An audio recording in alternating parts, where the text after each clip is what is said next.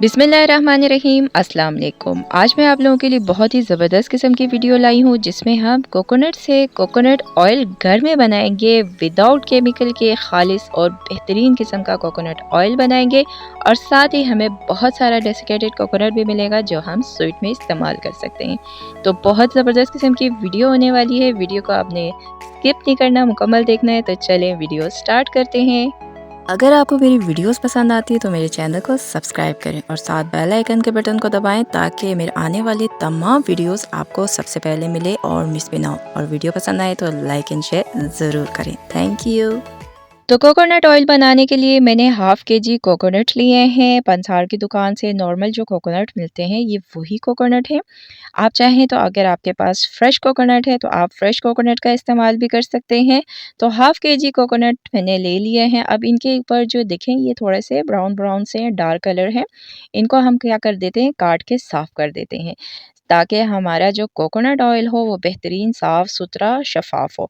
तो इसको मैं सारे कोकोनट्स को इसी तरह काटूँगी, काट के इनको साफ़ कर दूँगी और उसके बाद इसे अच्छे से पानी से वॉश करूँगी ताकि ये बेहतरीन से साफ़ सुथरे हो जाएँ। तो ये देखें इसको मैंने क्या किया, अच्छा सा काट के साफ़ करने के बाद अब इनको मैंने अच्छा सा वॉश कर लिया, ये साफ़ सुथरे हो गए हैं। अब क्या करेंगे, इनको हम काट के रफ़ली से इनको 3-3 4-4 पीसेस में डिवाइड कर लेंगे। थोड़े बड़े-बड़े पीसेस काटेंगे और देखिए काफ़ी सख्त हैं, छुरी से भी बड़ी मुश्किल से कट रहे हैं, हाथ से बहुत ही मुश्किल से हो रहे हैं। तो ये इसी तरह मैं सारे काट के रख देती हूँ। तो ये देखें सारे मैंने काट लिए हैं, ये बेहतरीन से अब हो गए हैं। अब मैं क्या करूँगी, इनको भिगोऊँगी। तो मैंने नॉर्मल नलके का पानी लिया है, इसके अंदर हम इसको भिगोएँगे। पानी आपने इतना लेना है कि कोकोनट उसमें आराम से डिप हो जाए। इसका ढकना ढकेंगे और रूम टेम्परेचर पे इसको हम रख देंगे सारी रात या कम से कम 12 से 14 घंटे के लिए।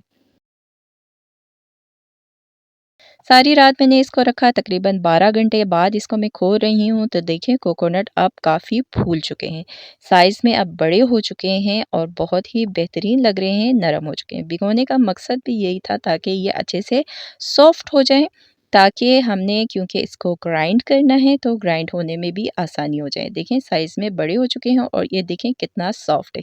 पहले जब मैं इसको काट रही थी तो हाथ से नहीं ये टूट रहे थे बल्कि मैंने छुरी से काटा था। तो अब आराम से हाथ से भी टूट रहे हैं, लेकिन हमने इनको छोटे-छोटे पीसेस में करना है तो आप इसको छुरी से या किसी कटर से भी आप इसको आराम से छोटे-छोटे बारीक-बारीक पीसेस में काटें ताकि हम जब इसे ग्राइंडर में ग्राइंड करें तो आसानी से ये ग्राइंड हो जाए। तो इसी तरह मैं सारे कोकोनट्स को इसी तरह छोटे-छोटे पीसेस में काट लेती हूँ पहले। तो ये देखें सारे कोकोनट्स मैंने इसी तरह काट लिए हैं और ये पानी, इस पानी को हम ज़ाया नहीं करेंगे, इसी पानी में इसको हम ग्राइंड करेंगे। तो ग्राइंडर जार मैंने लिया है और उसके अंदर हमने इसको ग्राइंड करना है। तो ये कोकोनट हम साथ डालेंगे और साथ-साथ ये पानी डालेंगे और इस पानी की मदद से हम इसे आराम से ग्राइंड करेंगे। अगर मौसम ठंडा है तो आप इस पानी को हल्का-सा गरम कर दें, नीम गरम करके डाल दें तो आसानी से ग्राइंड हो जाएगा। लेकिन अगर मौसम ठीक है तो नो प्रॉब्लम। अभी मौसम सही है तो मैं पानी गरम नहीं कर रही। तो देखिए मैंने इसे अच्छा-सा ग्राइंड किया है। देखें जितना हो सके आप इसे अच्छा-सा बारीक-बारीक ग्राइंड करेंगे, आपको ज़्यादा से ज़्यादा कोकोनट मिल्क बेहतरीन-सा मिलेगा। तो इसी तरह मैं क्या करूँगी, ये सारे कोकोनट्स को इसी तरह ग्राइंड करूँगी और ये जो पानी है हमारे पास जिसमें हमने कोकोनट को भिगोया था, इसको भी कोशिश करूँगी कि सारा इस्तेमाल हो जाए। तो इसी तरह ये सारे कोकोनट्स को मैं पहले ग्राइंड कर देती हूँ।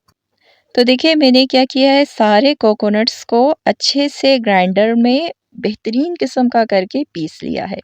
तो ये वो सारे कोकोनट्स हैं जिनको मैंने अच्छे से काट के रखे थे और देखिए ये पानी भी मैंने सारा तकरीबन यूज़ कर लिया है। अगर आपके पास पानी बच जाता है तो नो प्रॉब्लम, आप रखें, बाद में आपका इस्तेमाल में आ जाएगा। तो ये देखिए बेहतरीन किस्म का हो गया। अब हम क्या करेंगे, इसमें से कोकोनट मिल्क को अलग करेंगे और ये जो कोकोनट है, जो हमारे पास बारीक हुआ हुआ कोकोनट है, उसको अलग करेंगे। उसके लिए मैंने क्या है कि एक बड़ा-सा बर्तन लिया है, उसके अंदर जाली रखी है और जाली के अंदर मैंने मलमल का कपड़ा बिछा दिया है। अब क्या करेंगे, इसमें थोड़ा-थोड़ा डालेंगे, ग्राइंड हुए कोकोनट को डालेंगे और मलमल के कपड़े को समेट के इसमें से कोकोनट मिल्क को अलग करेंगे। अच्छा-सा निचोड़ेंगे तो हमें ये ज़बरदस्त किस्म का देखें कोकोनट मिल्क हमें मिल जाएगा। और इसी तरह हमने सारे इसी तरह निचोड़ के कोकोनट मिल्क को और ये जो डेसिकेटेड कोकोनट हमारे पास आ गया इसको हम अलग-अलग करेंगे। तो इस बाउल में हम कोकोनट मिल्क को जमा करते जाएँगे और दूसरे बाउल में क्या कर रही हूँ मैं, ये कोकोनट जो है डेसिकेटेड हमें मिल रहा है उसको हम अलग रखते जा रहे हैं।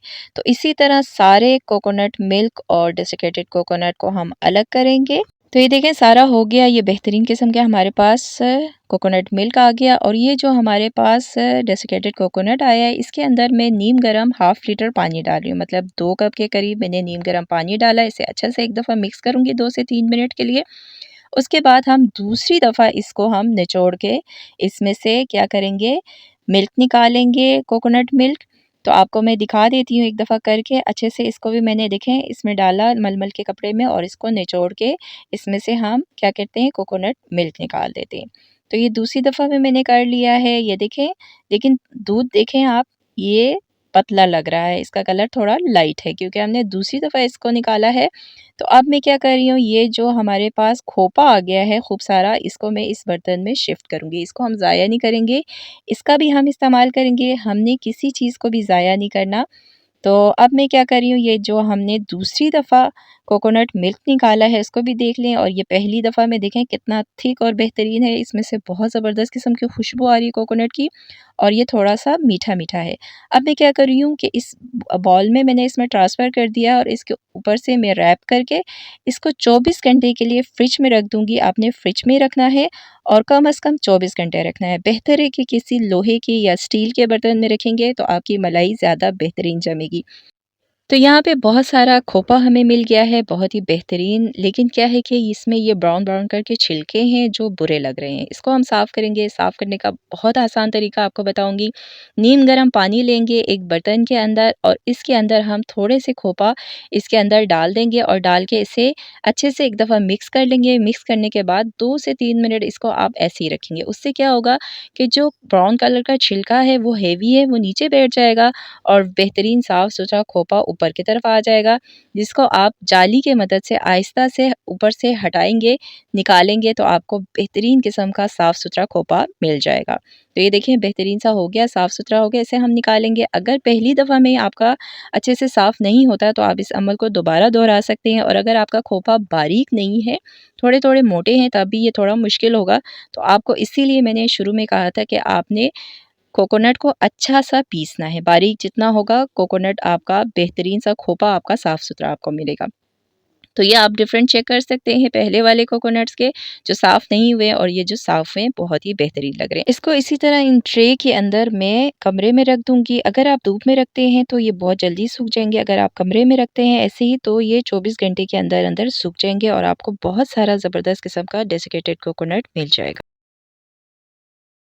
तो यहाँ पे 24 घंटे गुज़र चुके हैं और हमने ये कोकोनट मिल्क फ्रिज से निकाल दिया है।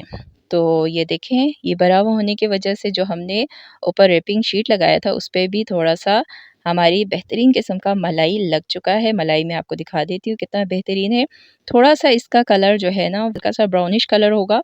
तो इसी तरह होगा आपका जो ये कोकोनट मिल्क है, इसका कलर ऐसे ही होगा और ये इस बाउल में जो पानी है, वो है जो डेसिकेटेड कोकोनट साफ़ करते हुए वो पानी था, उसको भी मैंने छान के इस बाउल में डाल के ये भी बेहतरीन-सा हमारे पास आ गया। इससे भी हमें अच्छी खासी मलाई मिल जाएगी। तो ये देखें 24 घंटे रखने के बाद क्या हो गया है कि मलाई और मिल्क ऊपर की तरफ चले गया और पानी अलग हो गया है। तो ये बेहतरीन किस्म का हमारा मलाई जो है वो जमा हुआ हमें मिल गया है। काफ़ी थिक और बेहतरीन किस्म की मलाई जमी हुई है। आपने नीचे से मैंने आपको शीशे की बॉल से दिखा दिया है, बहुत बेहतरीन किस्म की मलाई जमी है। इसको हम क्या कर लेते हैं, निकाल देते हैं। अगर ये किसी स्टील के या लोहे के बर्तन में होता तो ये मलाई थोड़ी सख्त जमी हुई होती है, तो कोई बात नहीं है, मैंने आप लोगों को दिखाना था कि 24 घंटे फ्रिज में रखने के बाद इस मिल्क की क्या पोज़ीशन होगी। शीशे के बॉल में ही आप देख सकते थे। तो ये देखें इसकी मलाई निकालने के बाद देखें वो दोबारा से बिल्कुल मिल्क के फॉर्म में वापस आ गया है। तो ये डेसिकेटेड कोकोनट को जब मैंने साफ़ किया था तो वो पानी मैंने छान के रख दिया था, वो भी देखें कितना ज़बरदस्त किस्म का इसकी मलाई जमी हुई है, इसको भी मैंने ज़ाया नहीं किया।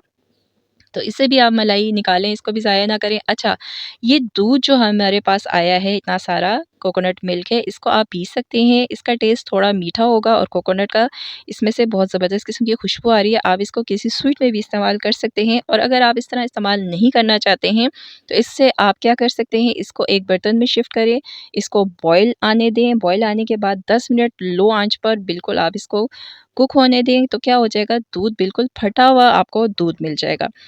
जब दूध ठंडा हो जाए वो, तो फटा हुआ दूध ऊपर से उठाएँ और उसको मलाई में मिक्स करें, तो इस फटे हुए दूध से भी आपको अच्छा खासा कोकोनट ऑयल मिल जाएगा। यहाँ पे देखें मीडियम टू लो आंच पर मैंने ये कढ़ाई चढ़ा दिया है। कढ़ाई हम थोड़ा बड़ा लेंगे और मोटे तलवे वाला लेंगे ताकि हमारा मलाई जो है वो जले ना। तो इसके अंदर ये सारा मलाई मैंने शिफ्ट कर दिया है। मीडियम टू लो आंच पर इसे अच्छे से हम कुक करेंगे मिक्स करते हुए और देखें बिल्कुल ये गर्म होने के बाद ये मलाई जो है बिल्कुल दूध की तरह पतला सा हो जाएगा। इसको हम इसी तरह कुक करते रहेंगे मिक्स करते हुए। देखें अब इसमें बॉयल आ गया है और इसका कलर भी थोड़ा डार्क हो गया है। तो ऐसे ही होना था, तो आपने क्या करना है, इसको मिक्स करते हुए ही कुक करना है ताकि ये नीचे लगे ना। 5 मिनट गुज़र चुके हैं मीडियम टू लो आँच में मैं इसे इसी तरह कुक करती रही हूँ। ये देखें अब जो है दूध अलग हो रहा है और मलाई जो है वो थिक होना शुरू हो गई है। तो इसे इसी तरह मिक्स करते हुए मैं कुक करती रही हूँ। अब क्या हो रहा है कि छींटें पड़ रही हैं, तो आपका हाथ जल सकता है। तो इस पॉइंट पे मैं क्या कर रही हूँ, इसका ढकना ढक रही हूँ ताकि ये छींटों से हम जले ना। तो मीडियम टू लो आँच पर इसे ढकना ढक के मैं कुक करती हूँ। तो 5 मिनट मज़ीद गुज़रे हैं, इसको मैंने ढकना ढक के बंद किया हुआ था। अब जो है वो छींटें नहीं पड़ रही हैं, दूध जो था इसमें जो पानी था लिक्विड फॉर्म में जो था वो खुश्क हो चुका है और ऑयल ऊपर आना शुरू हो गया है। और ये देखिए मैं साथ-साथ मिक्स करती रही हूँ लेकिन फिर भी थोड़ा बहुत नीचे लग गया है। लेकिन अभी बिल्कुल अभी लगा है, ये जला नहीं है, तो इसको हम खुरच देते हैं। तो ये देखिए मैंने खुरच दिया है तो ये बेहतरीन सा हो गया और अब देखें दूध जो है ना वो बेहतरीन सा जम गया है। अब इसमें वो लिक्विड बिल्कुल भी नहीं है और ऑयल भी अलग होना शुरू हो गया है। इस वक़्त मेरा किचन क्या पूरा घर कोकोनट की ज़बरदस्त किस्म की खुशबू से महक रहा है।